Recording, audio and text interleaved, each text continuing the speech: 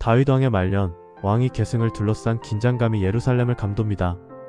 아도니아가 스스로 왕이 되려 하지만 나단 선지자와 밧세바가 움직여 솔로몬이 정당한 왕으로 세워집니다. 다윗은 마지막 유언을 남기고 생을 마무리합니다. 솔로몬 시대.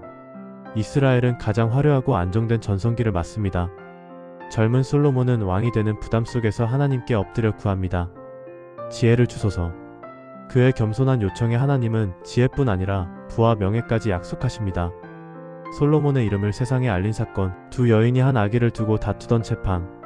솔로몬은 아이를 둘로 나누라는 충격적인 판단을 내리고 진짜 어머니는 즉시 아이를 살리려고 나서며 진실이 드러납니다. 이스라엘은 그의 지혜에 감탄합니다. 솔로몬은 웅장한 성전을 짓습니다. 수많은 재료와 장인들이 모이고 7년의 시간이 흐른 끝에 하나님의 임재가 구름처럼 성전에 가득합니다. 이스라엘의 중심, 예배의 중심이 완성된 순간입니다. 이어지는 솔로몬 시대는 평화와 번영이 넘쳤고 스바 여왕까지 찾아와 그의 지혜와 부를 확인하고 감탄합니다. 하지만 화려함 뒤에서 균열이 생겨납니다. 솔로몬은 수많은 이방 여인과 결혼하며 그들의 신을 받아들이기 시작합니다. 높은 제단이 세워지고 마음은 점점 하나님에게서 멀어집니다. 이때부터 이스라엘의 운명은 흔들리기 시작했습니다. 솔로몬의 말년, 하나님은 예언합니다. 내 시대에는 아니지만 내 아들의 시대의 나라가 찢어질 것이다. 솔로몬이 죽고 그의 아들 르호보암이 왕이 됩니다. 백성은 세금을 줄여달라고 요청하지만 르호보암은 이를 무시하고 오히려 더 무거운 멍에를 지우려 합니다. 그 순간 왕국은 두 조각으로 나뉩니다.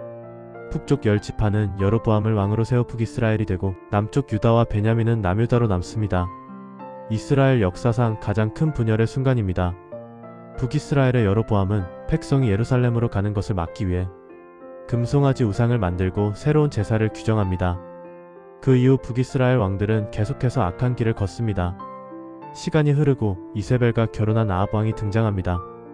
바알과 아세라 숭배가 온 나라를 뒤덮습니다. 이때 하나님은 강력한 선지자 엘리야를 세웁니다. 갈멜산. 바알의 선지자 450명과 엘리야의 대결. 하루 종일 바알을 부르는 우상 선지자들. 하지만 하늘은 침묵합니다. 엘리야가 기도하자 하늘에서 불이 내려와 제단을 태워버립니다. 백성들은 엎드려 외칩니다. 여호와가 하나님이시로다. 그러나 이세벨의 위협을 피해 엘리야는 광야로 도망하고 하나님은 그를 위로하며 다음 사명을 맡기십니다. 다음 시대의 선지자 엘리사가 등장할 준비가 이루어집니다. 열왕기상은 이렇게 왕들의 불안정한 시대 속에서 선지자와 하나님의 말씀만이 이스라엘의 진정한 중심임을 보여주며 마무리됩니다.